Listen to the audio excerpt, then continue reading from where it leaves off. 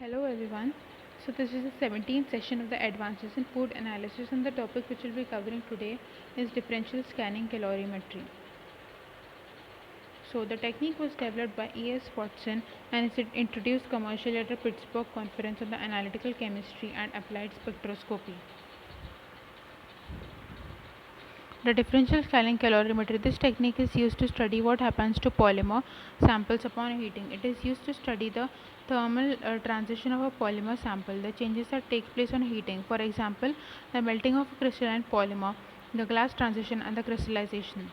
The what is the basic principle? The sample and the reference are maintained at the same temperature even during the thermal event in the sample.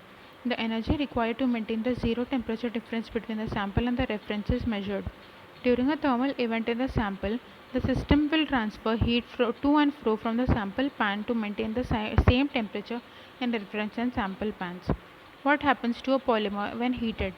The polymer is heated in a device that looks something like this.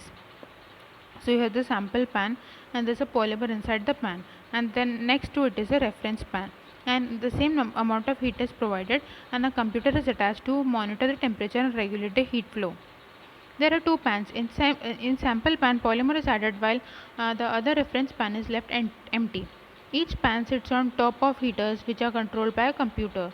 The computer turns on heaters and lets them heat the two pans at specific rate, usually 10 degrees Celsius per minute. The computer makes absolutely sure that the heating rate stays exactly the same throughout the experiment. The why heaters don't heat at the same rate? The simple reason that two pans are different. One has polymer in it and other doesn't. The polymer samples means there is extra material in the sample pan. Having extra material means that it will take more heat to keep the temperature of the sample pan increasing at the same rate as that of the reference pan. So the heater underneath the sample pan has to work harder than the heat underneath the reference pan. It has to put out more heat. How much more heat it has to put out is what measured in DSC experiment. Specifically, a plot is shown as to temperature increases. The temperature is taken on x-axis whilst the difference in heat output of the two heaters at a given temperature on y-axis. So the two basic types of DSC instruments are power compensation DSC and heat flux DSC as shown in the figure below. The DSC calibration baseline. The evaluation of thermal resistance of the sample and reference sensors, measurement of the temperature range of interest.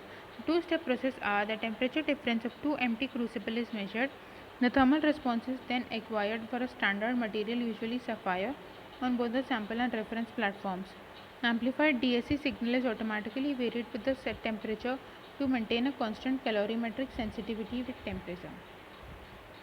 The goal is to match the melting onset temperature indicated by the furnace. Thermocouple readouts to the known melting points of standards analyzed by DSC should be calibrated as close as possible to the desired temperature range.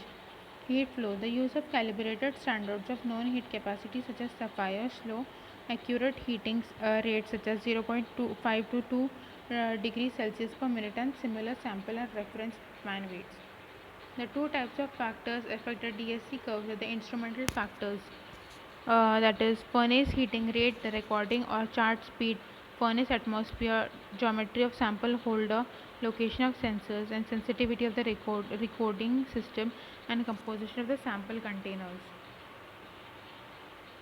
That's all for this session. Thank you.